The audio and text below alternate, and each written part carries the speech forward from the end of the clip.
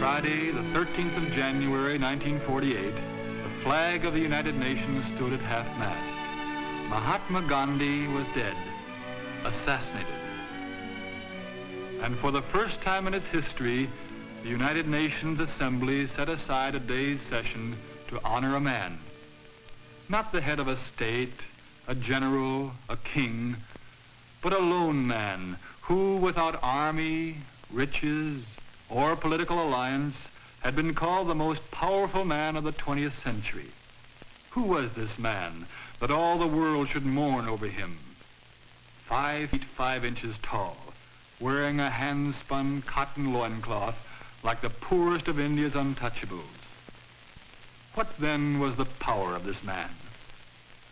Mohandas Karamchand Gandhi was born in Porbandar in western India on October 2nd, 1869. His Indian forefathers had long ago discovered infinite sources of power unknown to the scientists of the Western countries. This force is to be found not in chemistry or physics, but in the spiritual nature of men. The Indian people call this power the Atma.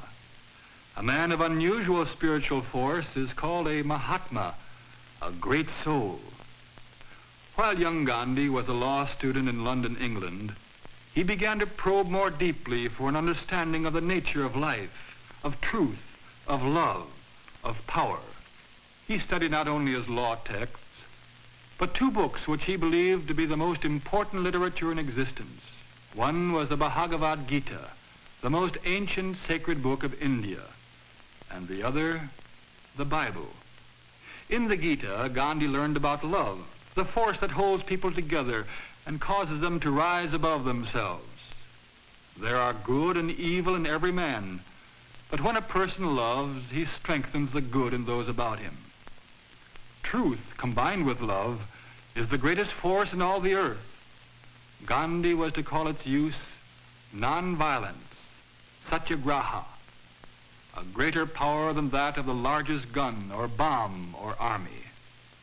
In the Bible, especially in Jesus' Sermon on the Mount, young Gandhi found profound answers to his profound questions. The Gita and the Bible together offered to Gandhi's people the way of freedom and self-realization, and to these beliefs he eventually gave his life.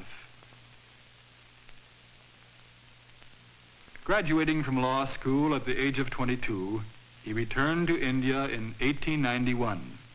He was sent to South Africa to represent the law firm of Dada Abdullah, and there Gandhi rose to great success and personal wealth. But the appalling social conditions all about him weighed on his mind with increasing heaviness. Neglecting his law practice, he began to teach and demonstrate the power of nonviolence, which he had discovered in the Gita and the Bible.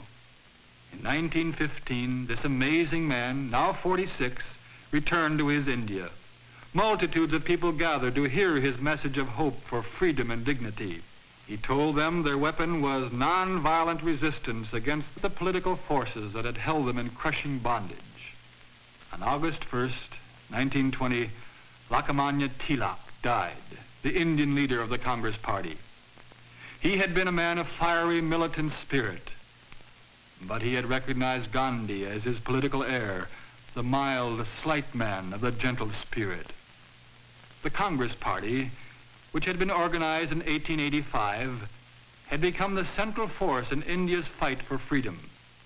And with Gandhi as its leader, the Congress Party established goals for a new India.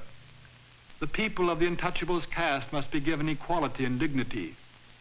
Indians, both wealthy and poor, must discipline themselves to a new morality: no alcohol, no opium. India's 300 million Hindus and 100 million Muslims must cease their bitter and deadly rivalry. There must be equality for women, and the people must establish a productive economy. In 1921, he began the new program simply, with a spinning wheel. India grew hundreds of tons of cotton annually, and yet Indians were unemployed half the year. Instead of sending their raw cotton to English mills, why not make their own cloth? Thus began the khadi, or homespun movement. And the women were being freed. The veils were coming off their faces.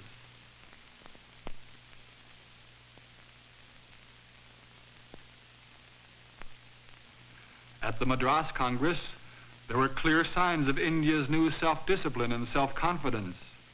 Gandhi came, his hands pressed together in the Hindu greeting which means, "My love and reverence to the God in you." When the 1928 Calcutta Congress convened, India was boycotting British goods and refusing to take jobs with the English government, but under no provocation did an Indian harm an Englishman. In 1930, Gandhi told the people about a letter of protest he had written to the British Viceroy, Lord Irwin. In the letter, he had voiced the Indians' bitter complaint about the type of British rule which reduced them to political serfdom. Great Britain has even taken from the Indian the right to make his own salt from his own sea, and yet Britain levies a tax on that salt when the Indian then has to buy it. Let there be a conference to discuss these many wrongs, he pleaded. Otherwise, he must try to point out to the British the evil that they did. He and some of his friends would do this by a non-violent march to the sea at Dundee, where Gandhi himself would break the salt laws. The Viceroy answered through a secretary. No conference. On March 12th of 1930, at 6:30 a.m., a slight man, 61 years old, clothed in a homespun loincloth, moved against the British Empire. With 79 disciples, he started a 200-mile walk to the sea. Others began to join him. The Viceroy and other statesmen watched with curiosity. Still greater crowds joined him. From all over India they came. Journalists from other countries were flown in to report on this march, this protest, this feeble and farcical protest, this far-reaching and fearsome protest. Each day he stopped for an hour to spin. He spoke to the crowd saying, "If any violence is shown against the British, then no matter what ends are gained, the march will have failed." On April 5th, they reached the sea. Then Gandhi marched into the sea, and from it he took a pan of water to be refined into salt. All along the shores of the sea, thousands moved in, each with a container to take out the water, distilling it, gathering the salt in great mounds. Soldiers came and confiscated the salt, but even yet more was distilled. Gandhi was arrested. People across the world, even the American and French governments, spoke out, questioning the British action. In India, millions of people demonstrated their impassioned protests. Soldiers and police sought to quell the multitudes with riot clubs. Still, no hand was raised against the British. On January 25th, 1931, Lord Irwin announced an end to the salt laws, as well as the release of Gandhi. The Karachi Congress appointed him to represent them at the Round Table Conference in London. He sailed from Bombay on August 29th, an infectiously happy man.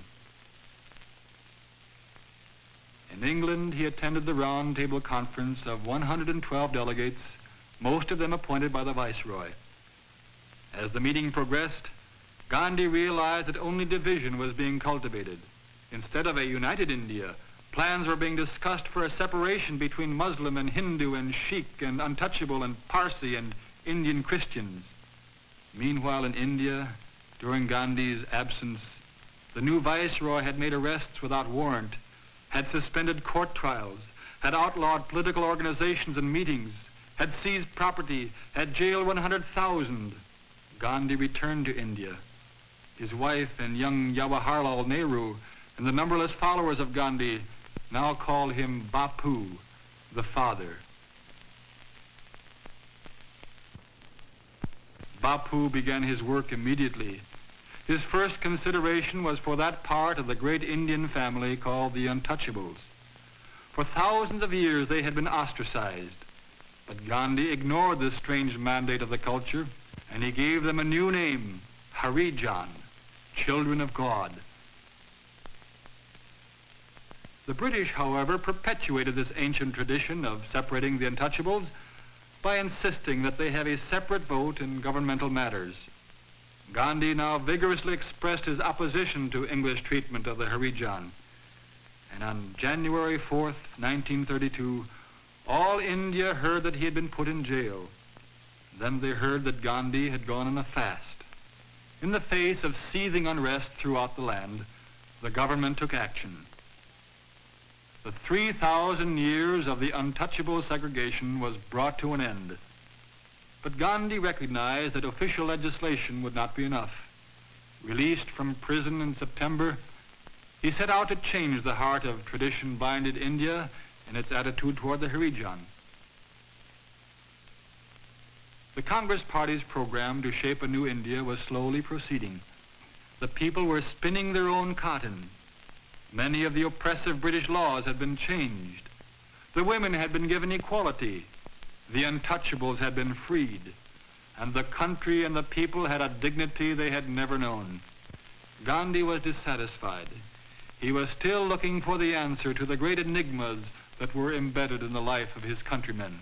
So on October 24th, 1934, he announced his resignation from Congress. The essential life of India, he believed, lay in its 700,000 villages. With his wife, Kasturbai, he moved to Severgrad and began life as a simple villager. The world refused to accept his resignation. Congress leaders came to confer with this simple villager. Famous people of many nations and continents came to sit and talk in his one-room adobe hut. The floor was of swept earth, one rug, a spinning wheel, a soapbox for a desk. For a period of 4 years, Gandhi labored to develop communal life in the villages. Then a new unrest began to shadow India. England was threatened with war. What did that mean to India's hope for freedom? In 1938, Gandhi was forced back into politics. Serious differences of opinion began to manifest themselves in the Congress. Chandra Bose, now the Congress leader, was saying to the populace, "Give me blood, and I promise you freedom."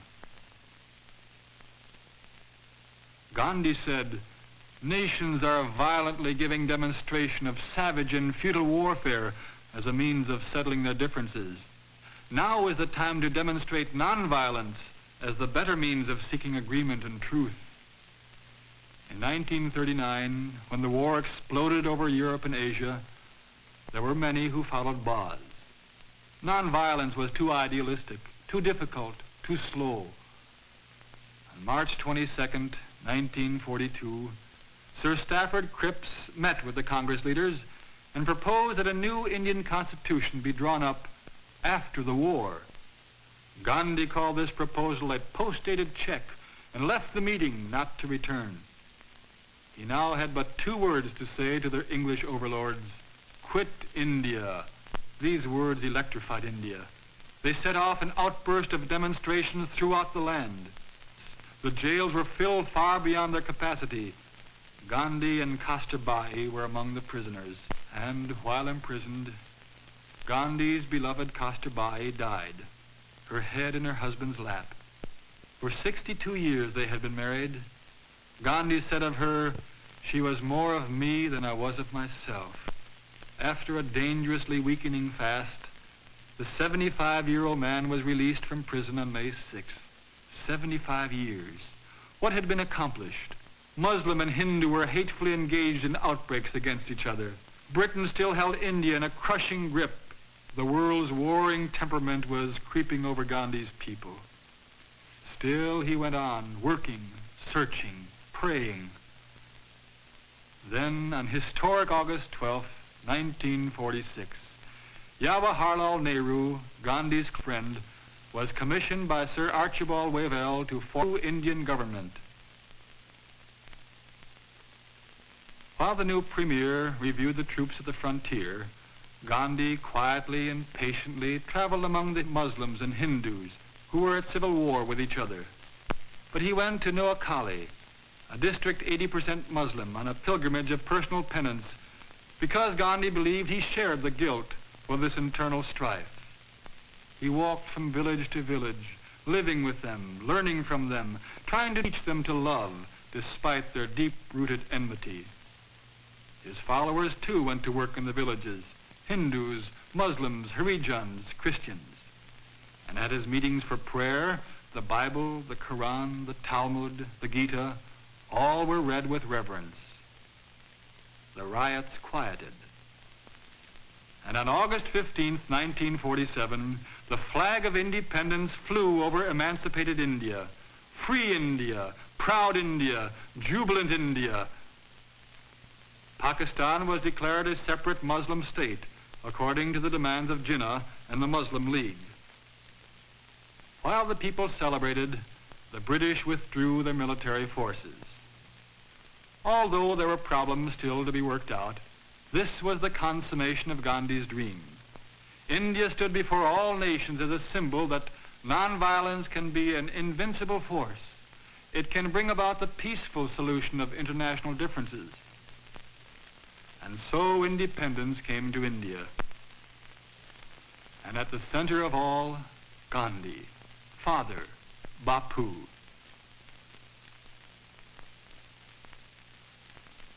But Bapu was not at the festivities. He had spent the day fasting and praying. There was still much work to do. He was growing old. His days were drawing close. On January 30th, 1948, at 5:30, Gandhi went from Birla House to his prayer meeting. A man who feared Gandhi's teaching and power stepped forward and bowed to him. The man fired a gun.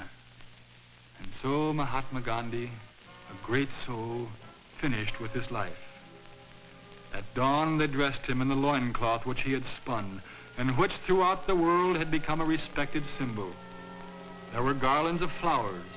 The flag of India was draped over him. After the procession, the body was burned. And the ashes were sent to 6 continents and to all parts of India.